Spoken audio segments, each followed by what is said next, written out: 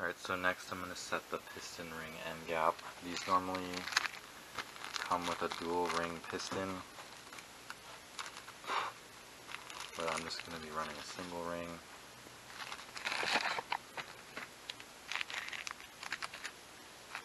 Alright, so we'll go ahead and we'll take this ring.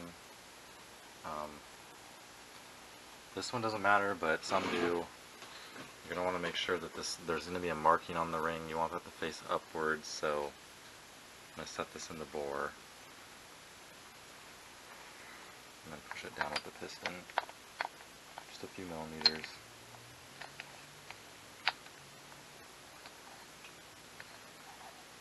Make sure it's in there squared up.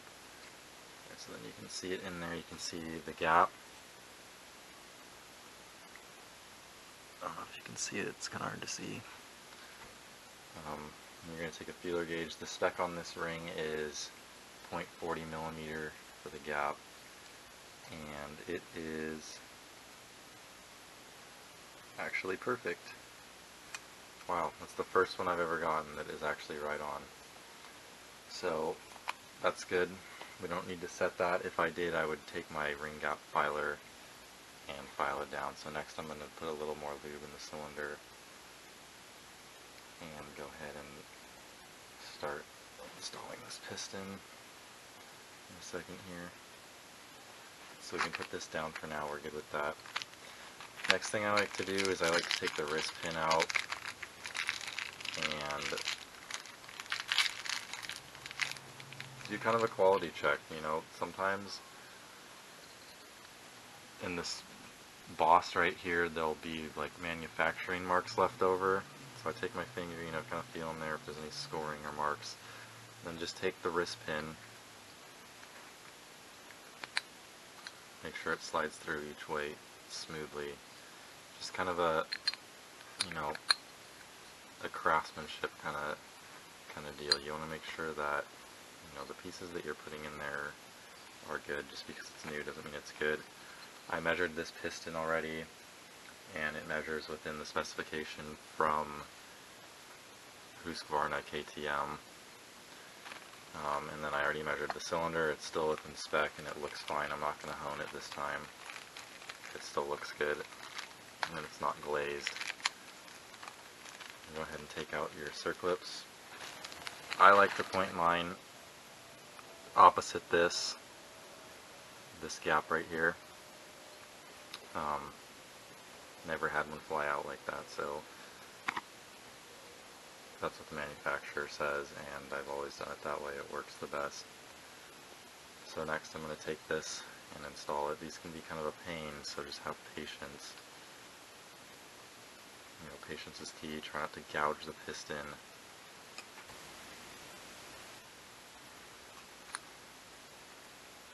Be careful with these as well. They will fly across the room and will pretty much end your day. You do not want to reuse the old ones.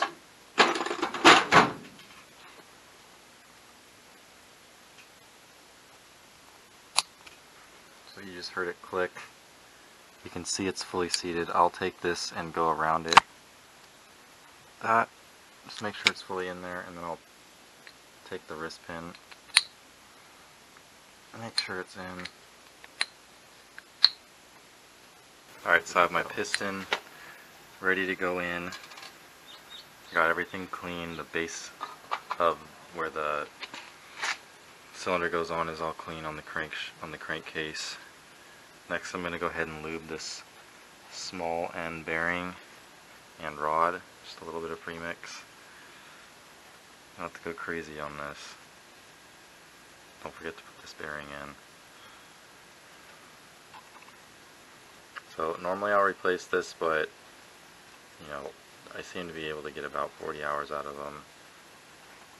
So I'm doing that right now. I'm just reusing it. I replaced it last time. Next we're going to go ahead and take the piston. This mark is going to face towards the exhaust, towards the front of the bike. You can also tell because it has these inlet ports on the piston right here. Alright, so I'm going to take a teeny bit of lube. Just lube in here in the boss right here. So mark facing forward, just lay it on there. Go ahead and lube up your wrist pin. Some premix. And go ahead and slide it in.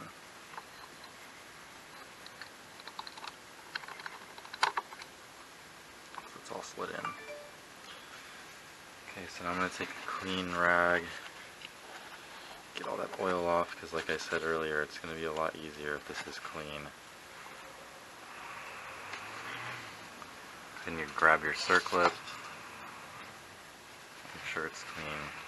Go ahead and get your fingers clean, because you're going to not be having a good time if they're not. Just go ahead and take the circlip, like so, just like we did the other one. So it just clicked in. I'll go ahead and take my screwdriver and just double check it.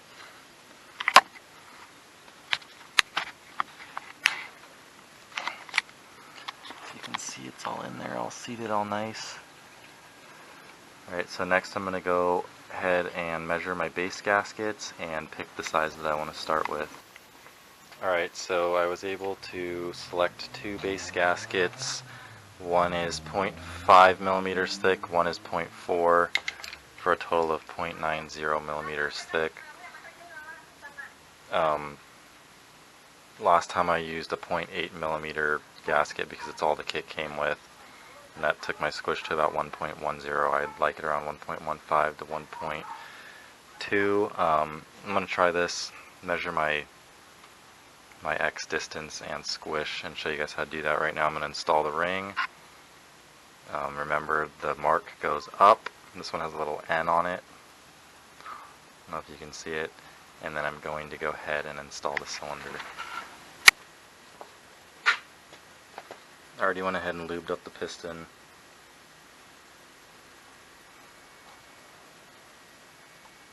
Try not to scratch the piston up with the ring. Try to stretch it as little as possible when you're installing it. It's going to sit in this guide pin right here. So now I'm going to go ahead and grab the cylinder. I'm going to take this out. Obviously you don't want that in there. Okay, the cylinder's all lubed. Got it all lubed up. Make sure that the mating surfaces are clean. I put some brake clean on there and wiped it off. Get as much of the old gasket off as possible. I'm going to use one hand to install the cylinder and one hand to compress the ring. Make sure that the ring is in that little pin right there.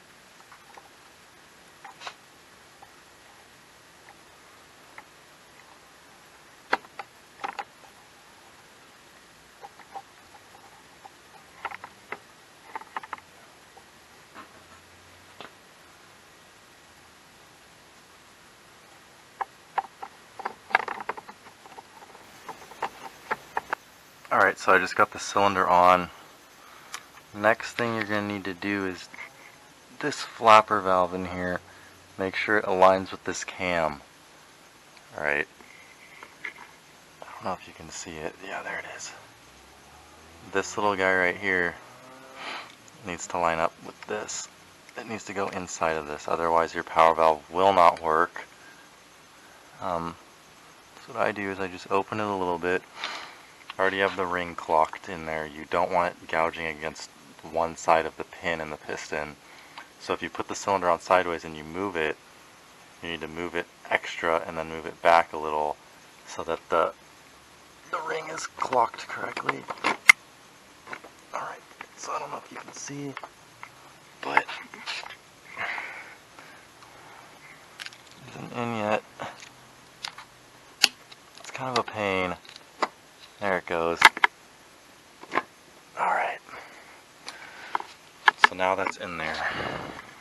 Make sure you get that thing seated correctly, otherwise your power valve will not work. And you'll have a horrible day at the track or wherever you're going riding. Because you gotta take the cylinder back up to get it off. Alright, so piston's in there. Looks good and everything's lubed up.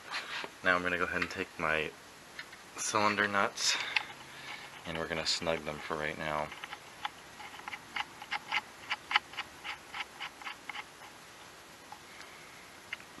Another thing you can do is to verify your power valve is incorrectly, is that lever is incorrectly on that little cam.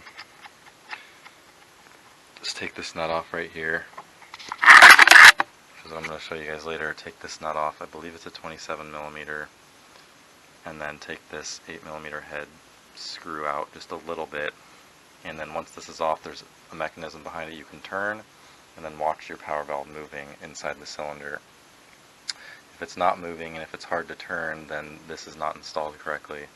You'll need to go back and correct that, and I'll show you guys how to do that in just a minute.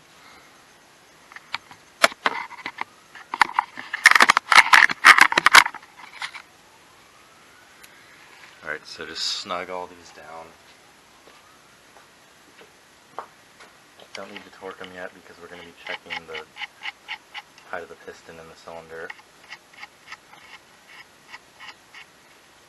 Now I just do it by setting the squish band, but if you want to do it the way KTM or Husky says, then this is the way.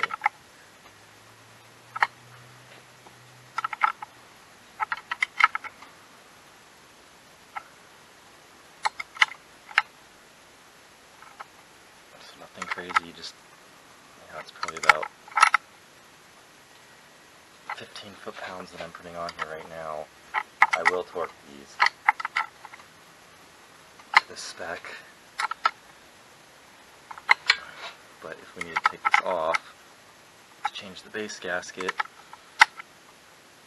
there's really no sense in torquing it right now, as long as the gasket is squished enough to be compressed. Okay, so now I'm going to just move the kickstarter. Make sure that the piston goes up and down freely, which it does. I'm going to go ahead and set it at the very top, right there. You can see. Right before it starts going down again. Right there. And then that's the X dimension that they talk about in the manual. So I go ahead and wipe all that lube off. They tell you to set it at 0. I set it just below, and like I said, I don't really like doing it this way. I just set the squish band with the cylinder head on. So you're measuring from this surface right here, not the top of the cylinder, but this surface where the head sits inside of this recess against the top of the piston. Now I can already tell it's not 0, it's slightly recessed just by feeling it. I'm going to go ahead and put my cylinder head on and then check the squish band, because that's how I do it. If you wanted to set this to exactly 0 like it says in the manual, you're going to have to remove a base gasket and get a different thickness. Now I'm going to go ahead and torque the cylinder nuts. They're 22 foot-pounds.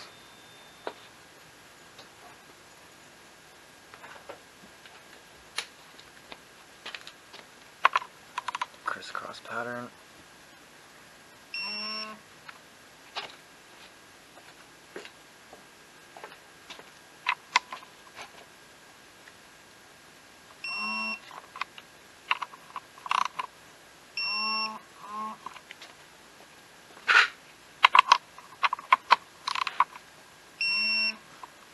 Just double check them.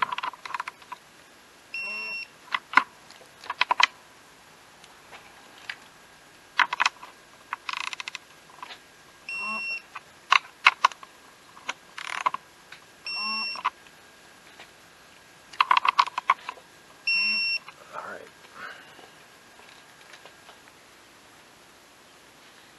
Go ahead and install the cylinder head now. Try to line it up as best as you can. Try not to move it as well as possible. You don't want to disrupt those O-rings.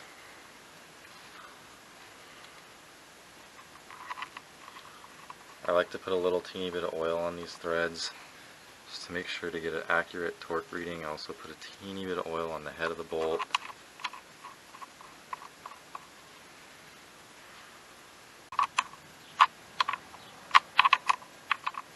They're all snug. I feel good with that. Now we're going to go ahead and torque them. I have my torque wrench set to 13 foot-pounds like it says in the manual. Let's start at this one.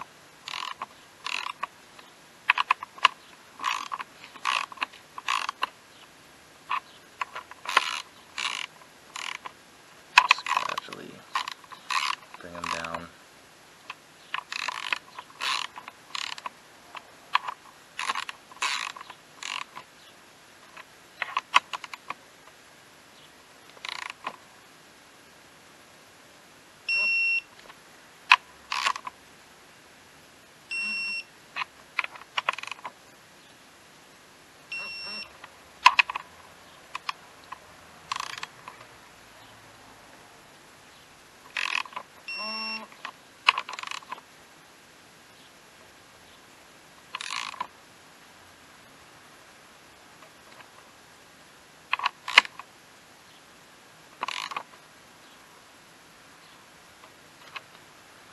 Should be good.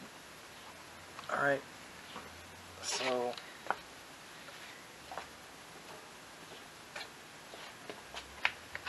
next step is I'm going to check the squish, and we're going to go from there. Alright, so I just got the squish set. It's right at like 1.18, 1.2 millimeter, closer to where I want it to be. I can't get it any closer, otherwise I'd have to just set it back to what it was before. I'm going to go ahead and torque the spark plug now. 14 foot-pounds. See if I can do this with one hand. New spark plug, gap to 0.6 millimeters, which is what the spec says in the book. The service manual, whatever you want to call it. Alright. Go ahead and install this. Spark plug boot. Spark plug boot. Alright. And then basically we just put it back together. I'll put this radiator hose on in a minute, and the other one. Just kick it over a few times, make sure it has good compression. You know, it feels good. Nothing's binding. So at this point, I had gotten the radiator hoses back on, the spark plug boot. The only things that I had left was to get that cylinder head engine mounting bracket back on, get the fuel tank on, and then put the seat back on, and it was going to be done. Unfortunately, that gasket kit that I had purchased from KTM did not come with the 2 exhaust O-rings. I couldn't reuse the old 2 because they were from the Pro X gasket kit I bought, and they were just destroyed. They did not hold up well. They were all cracked and mutilated, so probably going to go pick those up tomorrow from KTM if they have them in stock. If not, then I'm just going to order them online, wait a few days. Then I'll make a video at the track setting the Z dimension. I use the Langston setup. That's where I like it. You don't have to use as much clutch to get in the power band with it. You still get a lot of top end with it. That's what I like. If not, you know, I'll show you guys how to adjust that anyway, according to the KTM Husky procedure. That's pretty much it. It's pretty straightforward. Just always make sure to consult your service manual. That's probably the biggest piece of advice I can give you is always consult your service manual. Use those torque specs. They're there for a reason.